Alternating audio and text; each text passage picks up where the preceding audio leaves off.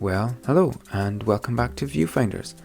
I'm your host, Graham Dargy, and today my guest is Julian Terreros-Martin, a wildlife photographer from Scunthorpe, England, whose beautiful photography has gained him over 10,000 followers on Instagram at the age of just 23. Julian is a rising star in UK wildlife photography, and it was great to check in with him so early in what's sure to be a long and fruitful photography journey.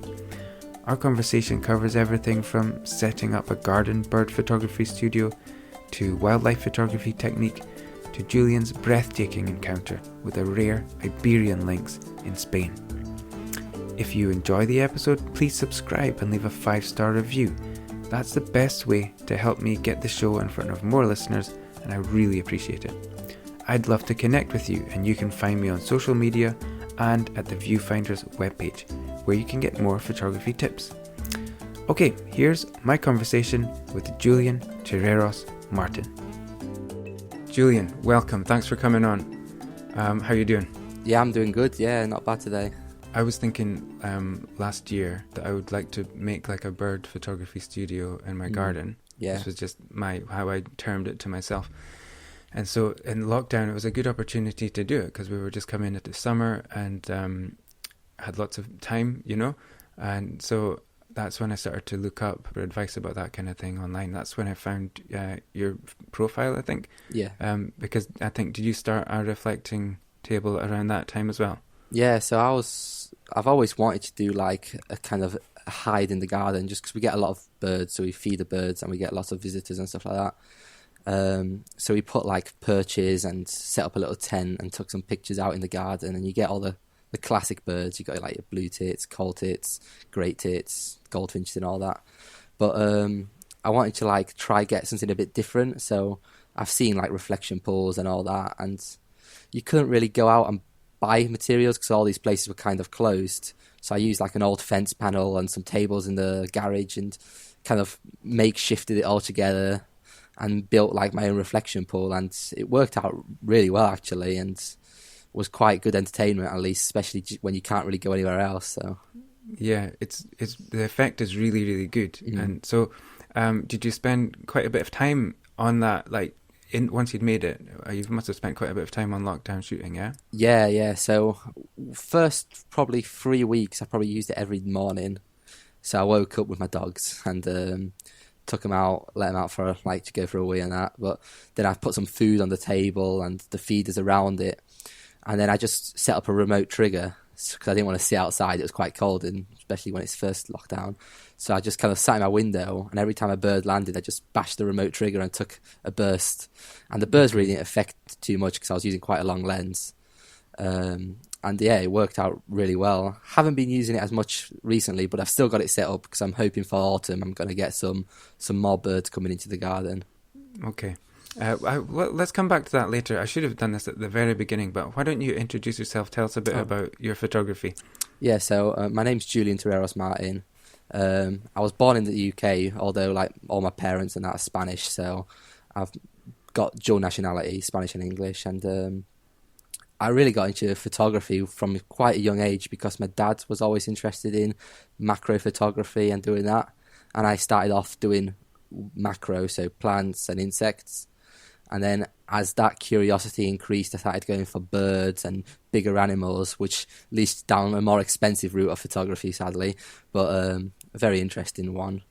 And that passion for the wildlife kind of focused my attention to biology, which that ended me doing a degree and a master's in ecology and wildlife conservation studies.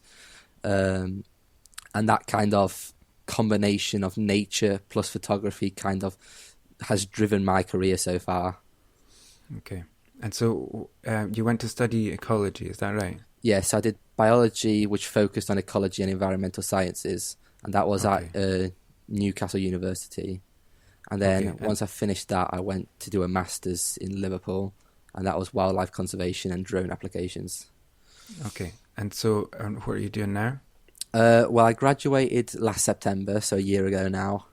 And I was looking for jobs and stuff like that, and then kind of lockdown hit and all that kind of went up in the air. But luckily I was volunteering since January in a zoo, in a local zoo.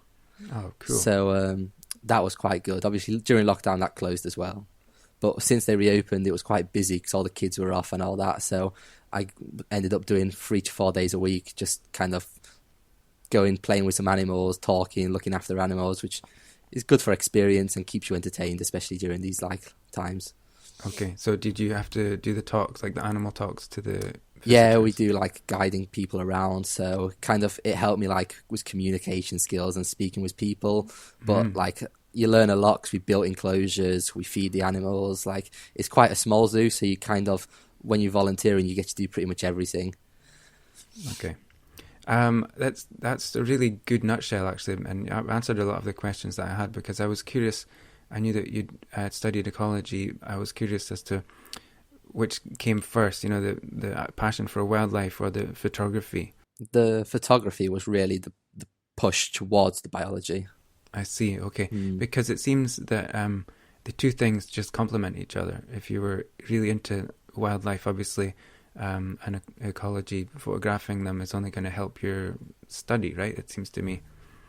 Yeah, well, especially I was really unsure what I was going to do as a career path, so I was looking at different options, and I just because I did the photography so much, I spent so much time out with wildlife, and that kind of exposure to wildlife constantly really like I got to see animal behavior, I got to see like animals like dragonfly exuvias coming from the water, and that kind of evolving of animals. It was quite exciting to watch, and that kind of got me excited to learn more about that behavior, and that's why I went into ecology. But even when I was doing ecology, and I focused a lot of my work with camera stuff, so I did a lot of camera trapping, so that using photography and drones as a form of conservation, but it still had that photography aspect involved in it.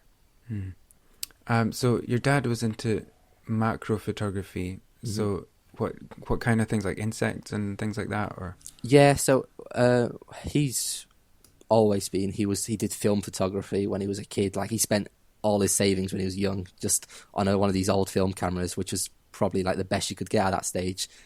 And he did a lot of medicinal plants because he was a doctor, and he was always fascinated by medicinal plants, so he took pictures of them to document them, and that kind of changed from just plants to insects. And it's kind of like how you start off with the insects, and then you start seeing a few birds around, and you want to get a bigger lens to get the birds, and it kind of evolved up from there. But yeah, he started off with plants and then focused more on insects, and that's where I kind of joined him with that experience, and he kind of led me into that path of photography. That's great to have that with your dad, isn't it? Yeah. Still, even last week I was up in Scotland taking some pictures with my dad. So most of the photography I do is with my dad, especially at the minute that I'm home. So it's kind of a good hobby to have with your dad. You get to spend a lot of time with each other. Yeah, he'll be loving that as well, I'm sure. Yeah, he loves it. So when I look at your Instagram feed, it seems like birds are the main kind of focus for you. Is that intentional, or is it just because of what's been coming into the garden? At the minute, yeah, I've kind of gone a lot more into birds now. Like a long time ago on my Instagram, it was pretty much all insects, and birds have like weirdly become a weird obsession of mine. I always kind of find it funny that people got quite obsessed with birds, and now I've kind of evolved and started doing it all myself. But I don't really, not too fussy about what I take pictures of. I'm happy with mammals. I've kind of not focused too much on insects anymore. But if I do find something quite exciting, like mantis and stuff in Spain, that always kind of triggers me to start taking some macro shots again. But birds at the minute seem to be my go-to. Okay. So I was trying this in lockdown, as I said, and I set up a terrible setup in the garden. It was terrible.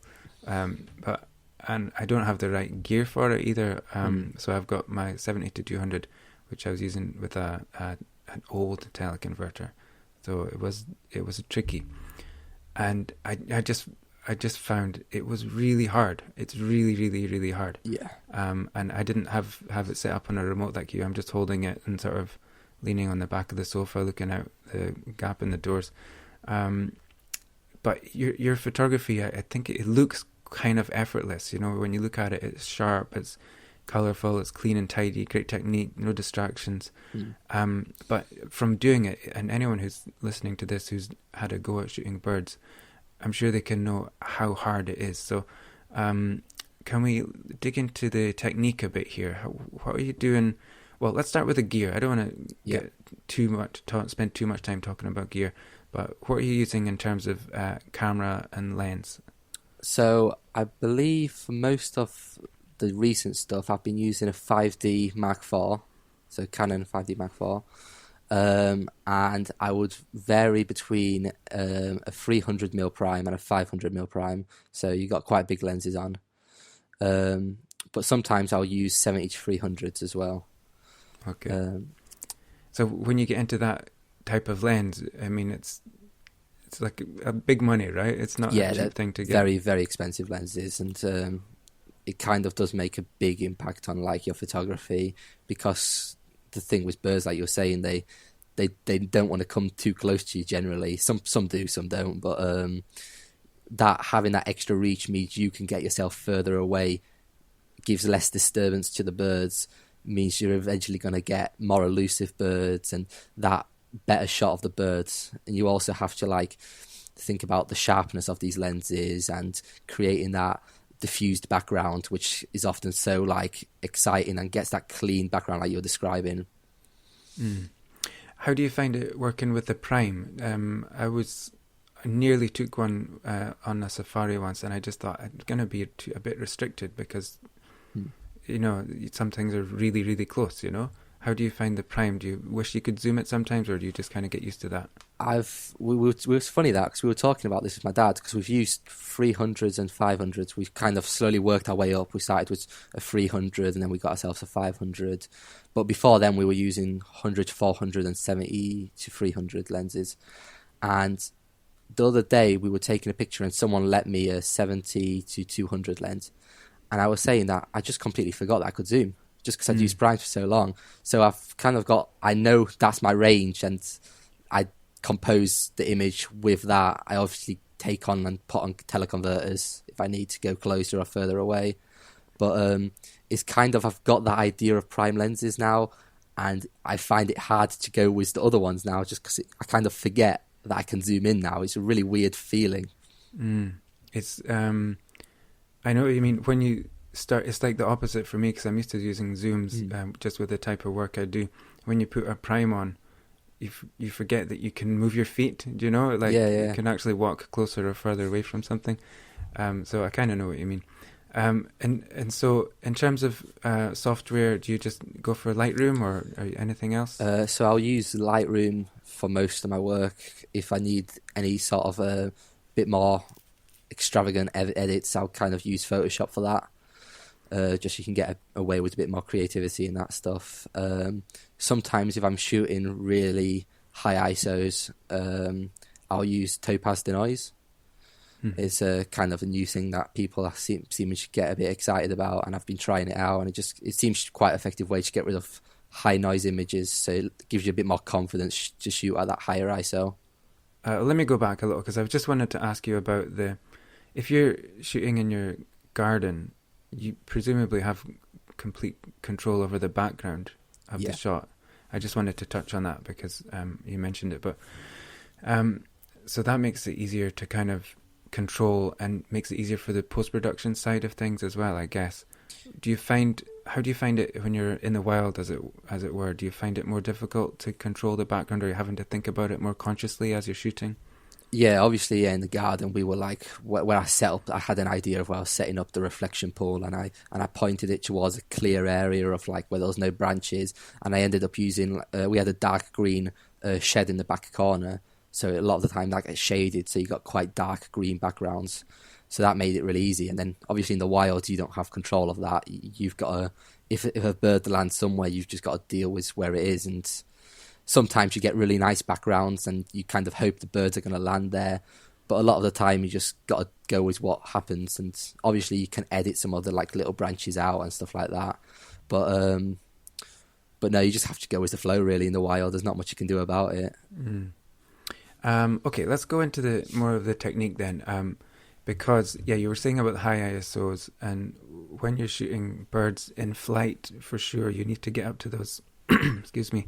When you're shooting birds in flight, you need to get those really fast shutter speeds, right? So, what kind of shutter speed would you usually be shooting at?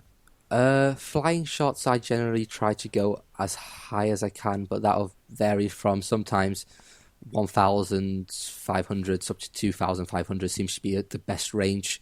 Obviously, any higher, just if the light's available, is slightly better.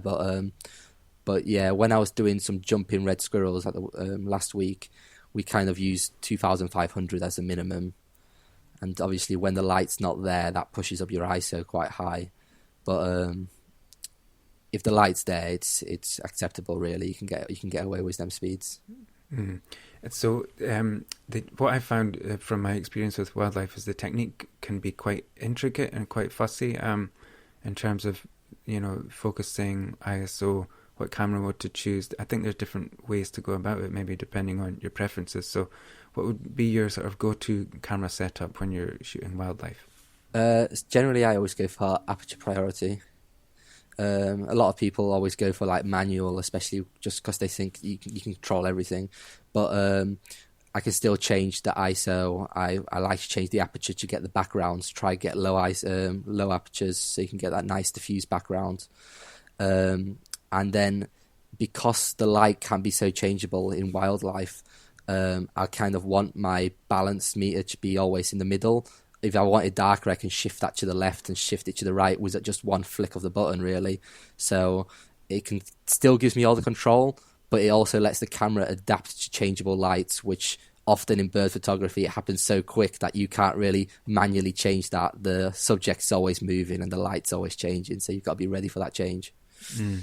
So you're shooting in aperture priority.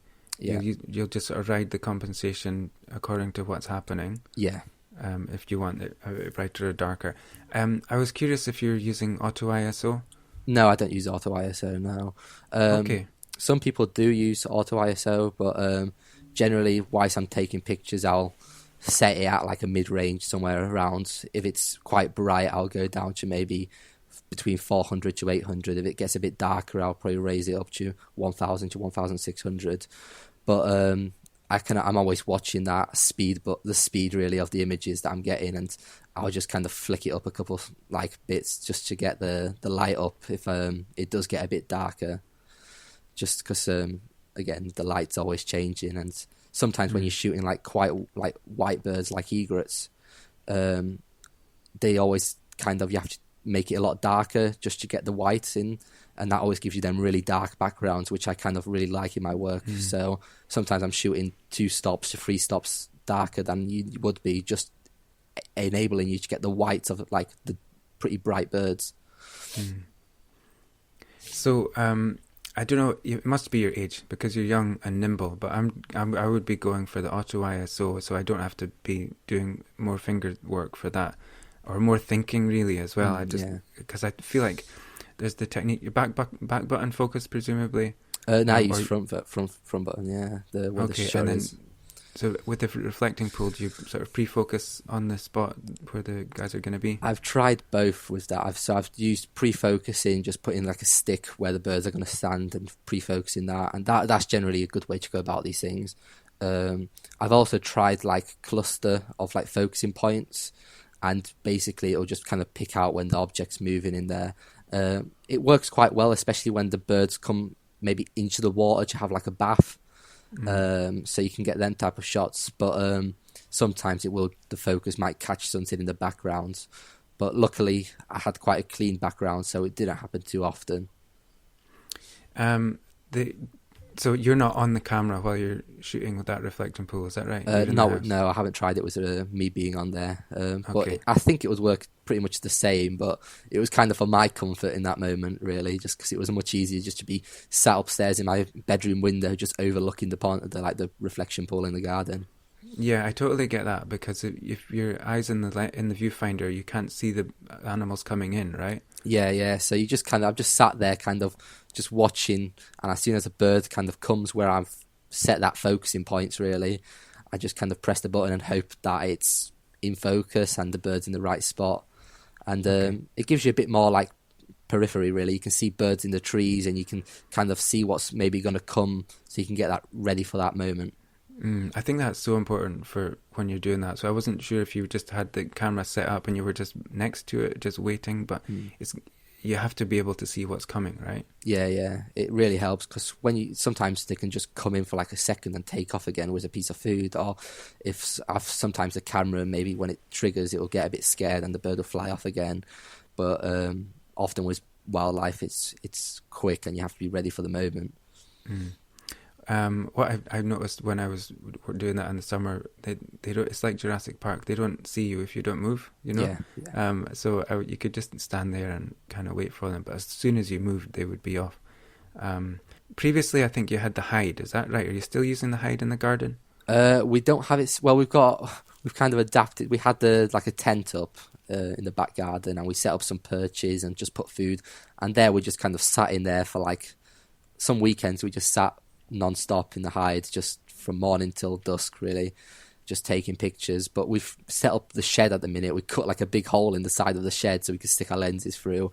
Just gave us a different like area to photograph, but haven't really been using it as much now because we were able to get out a bit more. But I feel like going into autumn and the winter, I'm probably hoping to use it more. I'm thinking of some nice autumny leaves kind of collecting on the edge of the water, or some maybe snow shots if we're lucky to get some snow this year. But okay, and I'm an outsider to this world, so you get different kinds of birds in winter than you do in summer? Yeah, so I always think for garden birds, autumn, winter and spring's much better than summer. In the summer you've got a lot less coming in.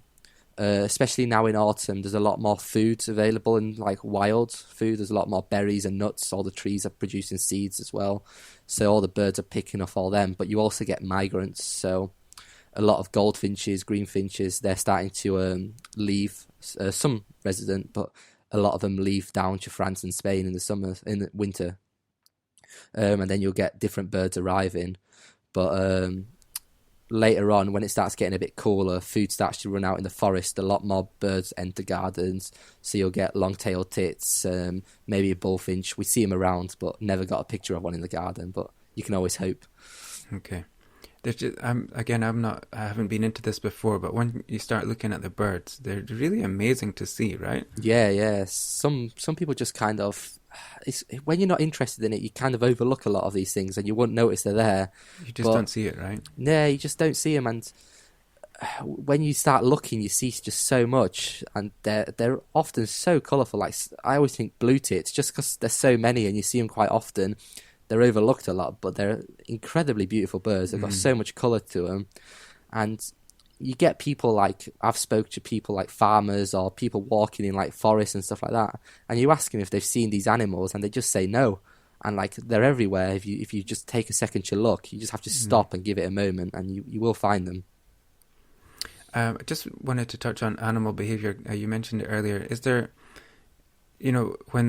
let's just to go back to the reflecting pool as a good example of how we can talk about it. Is there a moment that so the bird comes in and lands, or the squirrel or whatever, and are you looking for a particular gesture or something to happen that tells you now is the time to press the button?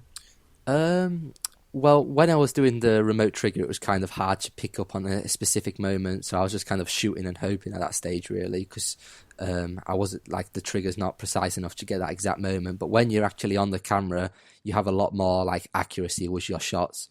I was usually always looking for the bird when it's kind of looking up, quite aware of like basically doing some predator like awareness. So they'll look up, look at you. They kind of step up and look a lot bigger than when they're eating. They're kind of tucking their heads down and you don't see them as nicely. Also, when they're coming into land or taking off, you get the wings spread out. That's always a nice shot. And on the reflection pool, because you've got water, a lot of birds sometimes come to drink and they kind of scoop up a bit of water. That's always decent. Or having a bath sometimes, although they can often look quite messy when they're having a bath. But it's often them shots that like you catch something that's unexpected, really, and that's always quite special. Just regarding the garden studio, do you feel like anyone can put that together in their, if assuming they have a garden, put something together like that? if you've got a garden, it doesn't even need to be that big really, because the thing with especially wildlife in the UK, all these birds, if you provide food and a bit of water, like they'll come like relatively quickly. If you give them a bit of time and you give them food, water, they will come. And I built my reflection pool out of, I think it was one panel of fencing. It was just an old panel that got a bit rotten and we had to change it last year, so it was down the side of the shed. And I just broke it up and used parts of the wood for that, some nails that I had lying around in the garage. I'm not really good at DIY and all that stuff, but I kind of put it together. I'm not sure how long it will last, but ordered a bit of like plastic pond lining from Amazon and kind of hoped for the best really. I did a bit of Googling on how big to make them and stuff like that. But I think it worked out pretty well really, so... Yeah, it definitely did. So do you have to have feeders nearby and you sort of get them going between the feeder and the pond kind of thing? Yeah, so I set up some feeders next to it in we have like some apple trees next to it. So I put a couple of feeders and just put a varied food, some like peanuts, some mealworm, just some different types of seeds, just try to encourage different birds because they're all eating different things. I often put a few bits of food actually on the reflection pool. Some people don't. Some people just like the birds to come for like when they want to drink on the water. But I just kind of put a bit of food just to attract them a bit more. Often meant you had to like kind of edit a bit of food out of the shot sometimes if it was getting a bit messy. But if you try hide it within the moss, sometimes you can't even notice. Okay. The mistake I made was I used far too small of a pool. Yeah. So your one was really long, is that right? Yeah, I can't remember the exact measurements, but in terms of width, it's probably about 0.6 to 0.8 meters, and then length is probably about 2.5 meters long. So it's the length's quite important to get the reflection quite good. Some people have really big ones, but generally the bigger the better. But you don't want to make it too deep, because if you start making it too deep, the birds won't come, or you'll get a lot more ripples when it gets windy and stuff like that. So it seems to me between the camera technique, the animal behavior, just getting the setup right, getting some food around, attracting the wildlife, there's a lot of moving parts, right? This is why I was so impressed by your photography when I saw it, because I'd been pottering about it and I was like, oh, this is really, really hard. The wildlife I've done before has been on safari, and it's like you see a lion, you drive up to the lion, you photograph the lion. It's not, you can't really scare them away, but I think with this kind of British wildlife stuff, it seems a lot more tricky. So kudos to you for that. Stepping out of your garden, you'd mentioned that you have got Spanish heritage. I noticed on your feed you'd spent some time in Spain. Was that this year or last year? I did actually manage to get out this year for a week. It was pretty good timing, really. We had a week booked out in Spain, and I think 2 days before we were meant to travel out, the ban was lifted for the quarantine ban to go to Spain. So we just kind of took our chances and headed out.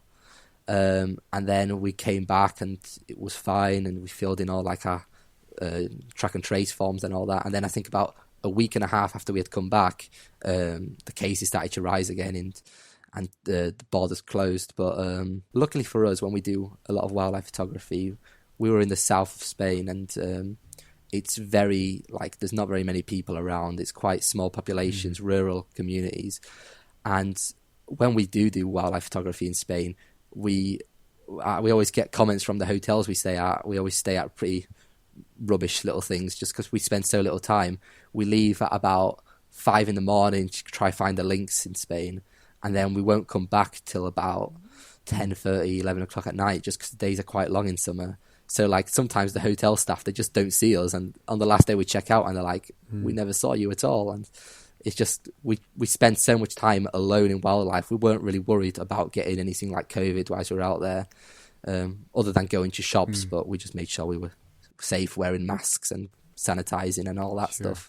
So how is the wildlife different in Spain? Yeah, so it's different really.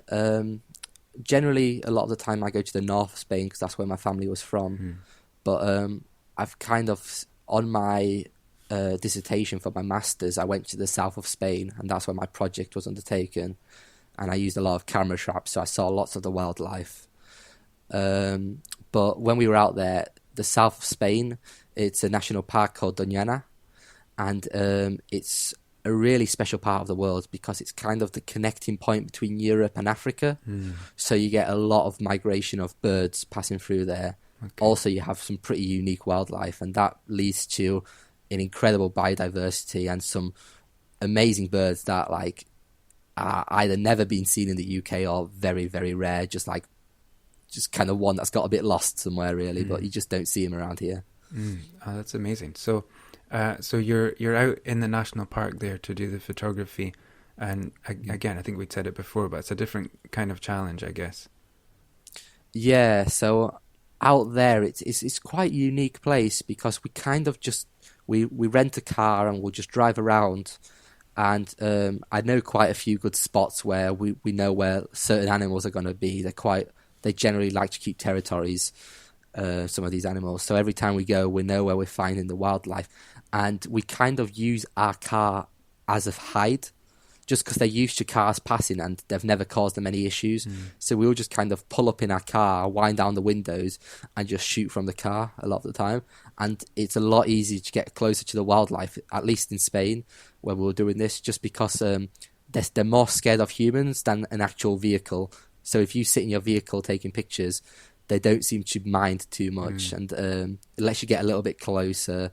And then obviously, because it gets quite hot in the south of Spain, it's quite nice to be sat in the car because you get it's not in the direct sunlight. So that often helps, and you just kind of shoot away from the car, really. So you can drive through the national park then? So a lot of the stuff we did is not actually in the national park. It's the surrounding areas of the national park. There's different levels of like control. So there's like core areas which only scientists or like the people that maintain the reserve go in. I was lucky enough to go there during my dissertation, so I got to go in the main area. But when I'm doing my photography, at least when I go on like holiday with my dad, really, we don't go into these areas just because you're not allowed. They're all like securely like protected. So we just go to the areas around, and sometimes the wildlife out there is even better because they've got a lot of rice fields, and these rice fields are full of water, and they've got loads of like crayfish, dragonfly larvae, and frogs and tadpoles and all that. So that attracts a lot of these like quite big wading birds. You get like egrets, flamingos, lots of different types of herons. And that is quite a good spectacle to see, just thousands of birds flocking around these fields, just kind of eating everything they can. So would you go there looking for particular shots? Do you shoot with something in mind, or are you just kind of happy to find those things in the moment? You have like your ideal scenario where like we always started off hoping to find the lynx, just because it's one of the rarest cats in the world. And that was kind of the plan, but we would literally take anything. Sometimes we find animals and we're not even too sure what it was, especially with some birds, and that's kind of the fun researching after to see what you found. But you've got your ideas of what you want to try get, but with wildlife sometimes you just never know, and like you just get a random animal, a random event that happens, and it's somehow a perfect moment for a photo, and you get that kind of unique shot, which is always quite nice with wildlife. It's unpredictable. And so just to round up on this bit, the technique you would shoot from the car, same as the kind of thing you're doing at home? Obviously, you've got the camera in hand, presumably. Yes. So yeah, just camera in hand.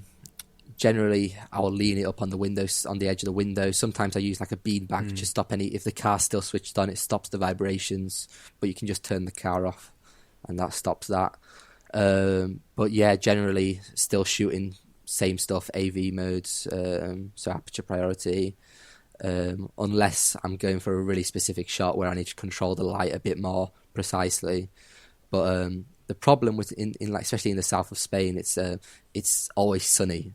So you've always got, especially during the middle of the day, the light gets really harsh, and sometimes can just become like just too hard to take pictures. So that's why we always try to get up early, stay there till late, get them when the sun's setting, the golden hour really. You get that smoother bit, the light's not as harsh, get a bit more colour to your images.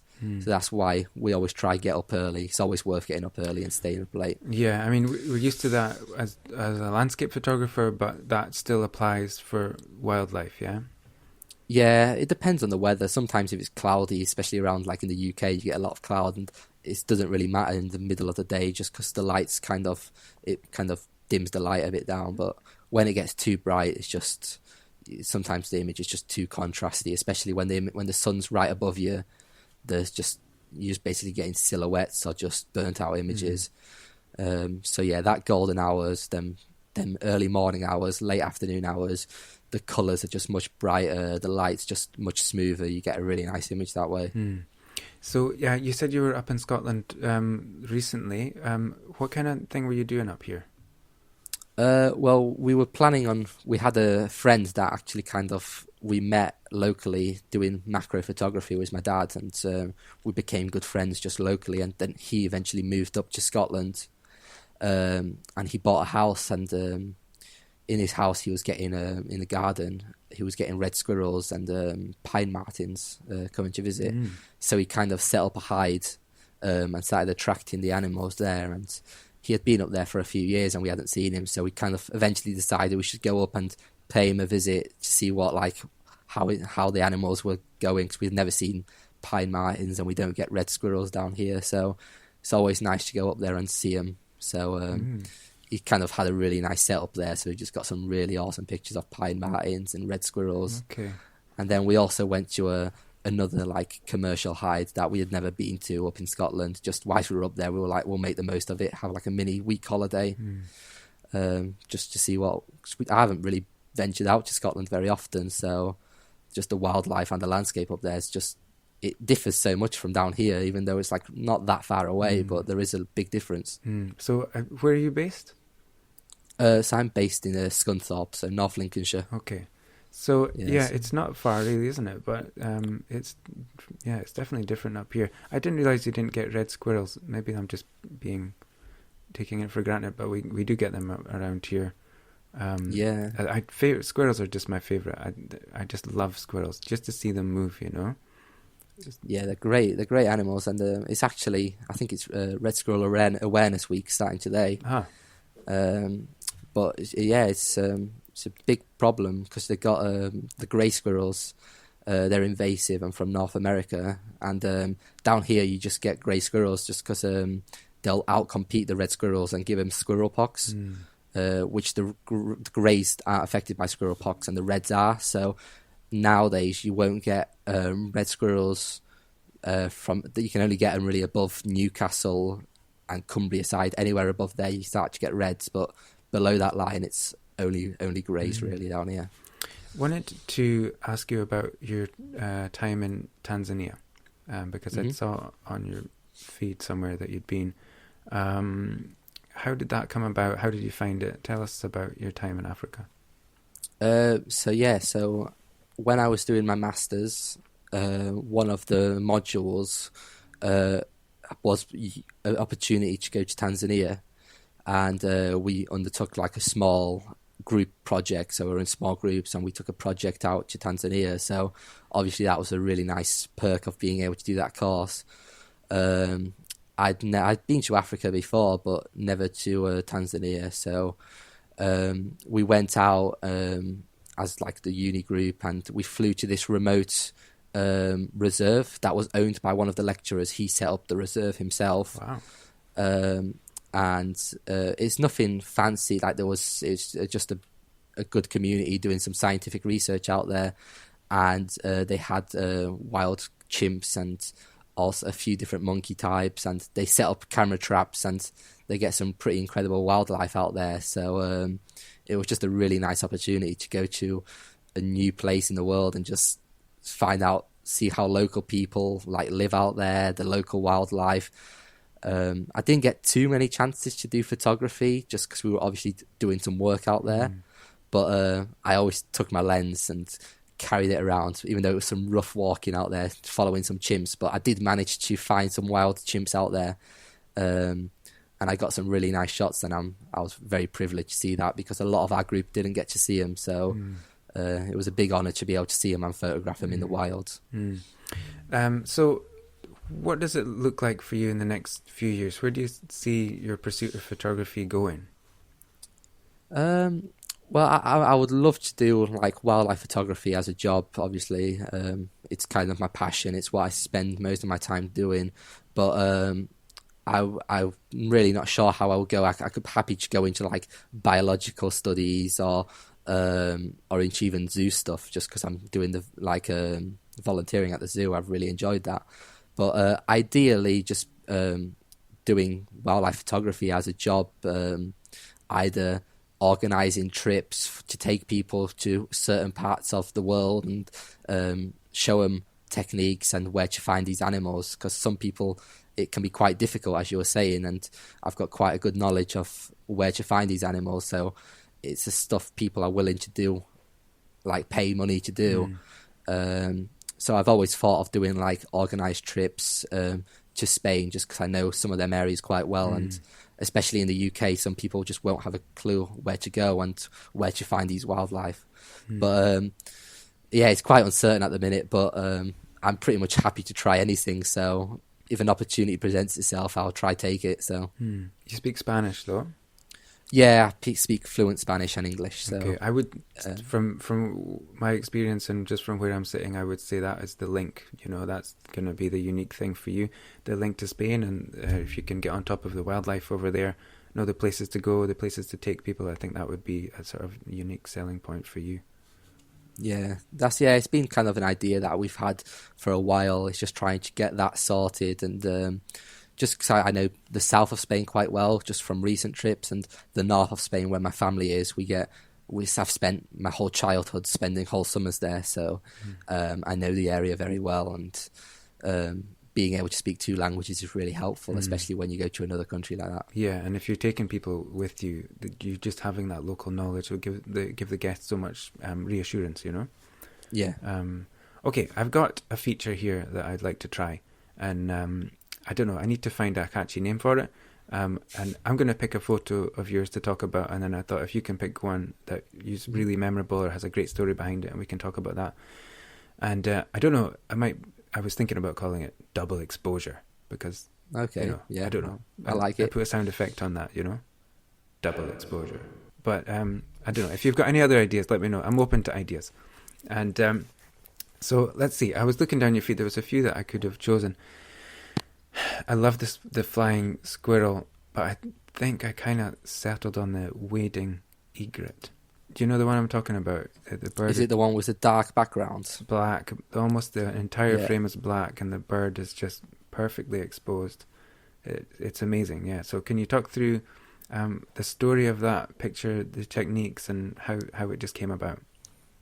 Yeah, so that was actually taken in Top Hill Low, which is a nature reserve run by, I believe it's Yorkshire Water, but we get a lot of egrets, they're little egrets, these ones, and last year especially there was a big group. This year there's only been one or two around, but generally when the light hits these white birds, you have to literally drop the exposure by 2 or 3 stops, just because they're so bright, and because the background is always quite dark, especially when it's cloudy.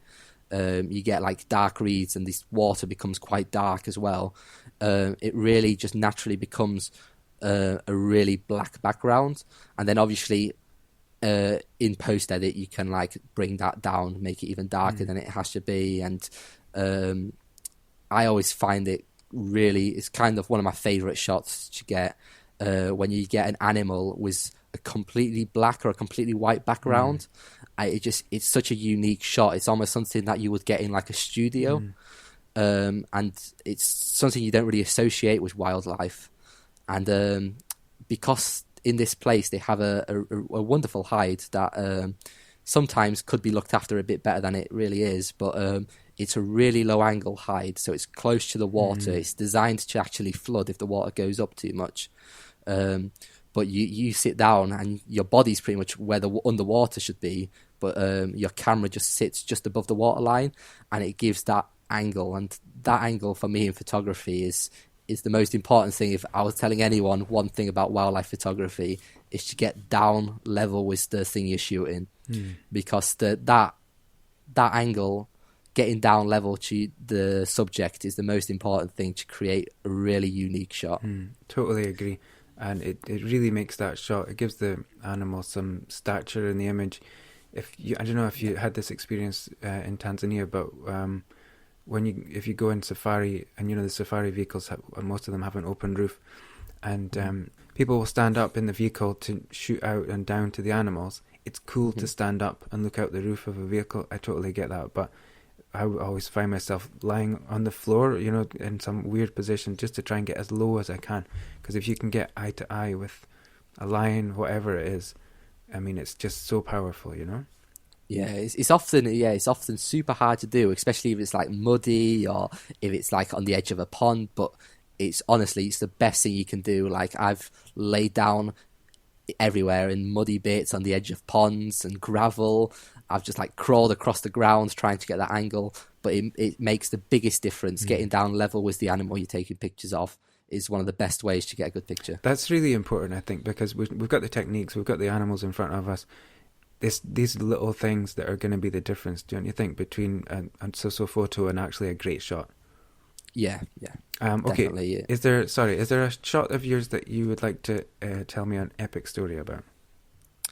I've got loads of really good pictures, but I think the one at the minute that's most memorable for me, it must be quite a bit down my feed now, but it's my experience with the Iberian Lynx last summer.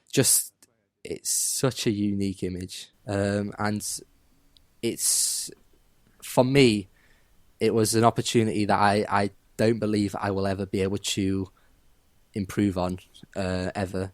Like, this animal population in south of Spain dropped to, I believe, under 100 in the early 2000s. Now has luckily been recovered to, I believe, around 700 individuals nowadays. But we went to Spain with my dad, and I'd been before my dissertation, but the first time we went to take pictures, we went every morning, every afternoon to an area where we knew there was lynx.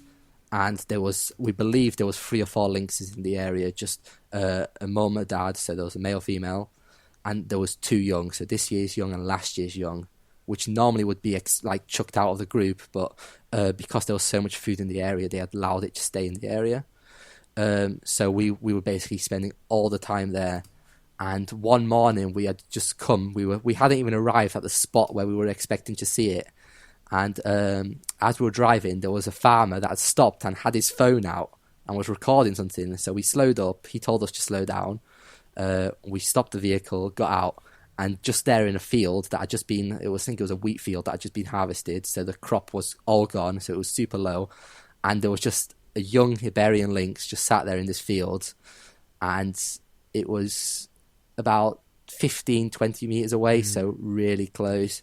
And it was hunting a young hare, and it was basically just playing with it, just practicing its hunting techniques.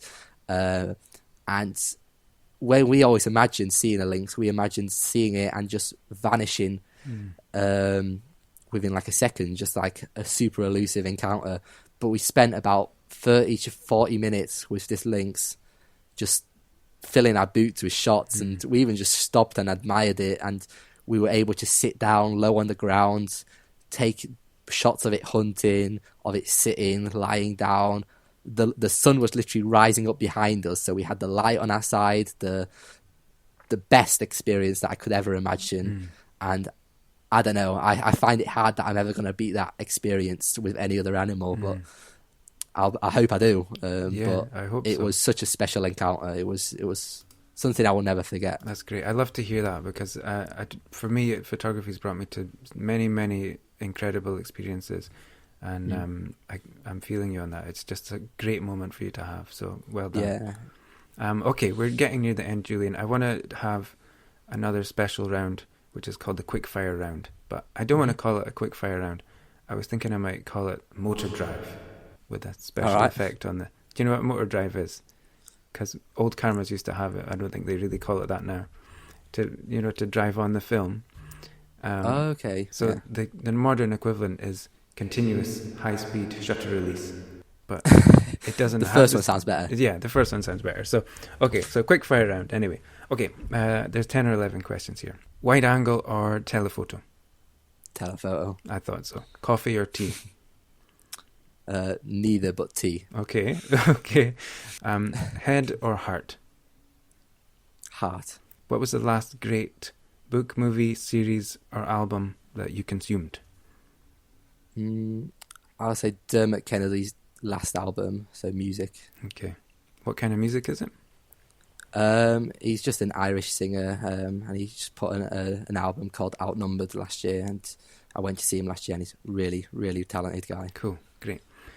Okay, expensive lens cloth or just the corner of your shirt? Oh, expensive lens cloth. Oh, wow. Wow, good. Well, with those big lenses, I suppose you want to take care of them. Definitely. What was the last thing you photographed? Red squirrel. Cool. Good fun? Yeah, very good fun. Okay. What is a weird thing I could find in your camera bag? A weird thing.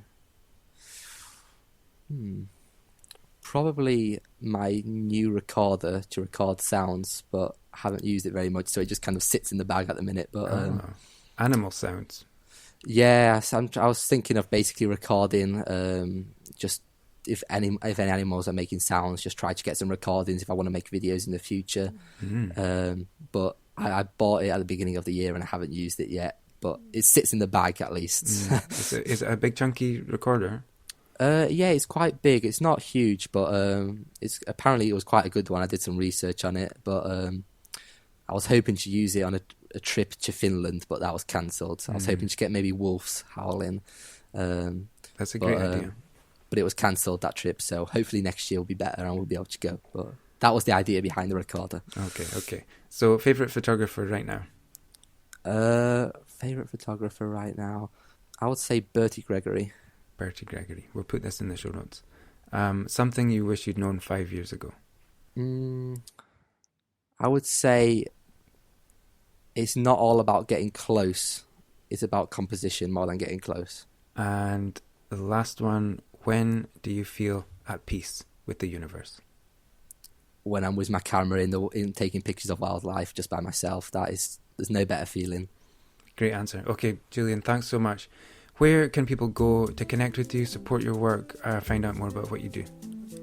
Generally, most of my work I put on Instagram at the minute, so it's Julian _Terreros-Martin. I also sometimes use Twitter at wildlife_Julian. They're pretty much my main two platforms. I'm working on a website, but I haven't got it finished yet, so... Cool. Okay, it's been a pleasure. Thanks a lot for coming on, Julian. Take care. Yeah, you too. Thank you. Thanks. Thanks for listening. I hope you took something away from that. Follow Julian on Instagram. The link and links to some of the things we spoke about today are in the show notes. I'd love to connect with you, and you can find me on Instagram, YouTube, and at the Viewfinders webpage. Again, links are in the show notes. If you enjoy the podcast, please subscribe, rate, and review. It really makes a difference and helps get the show in front of more people. While you're there, check out some more episodes. Okay, be kind, enjoy your photography, and I'll see you out there.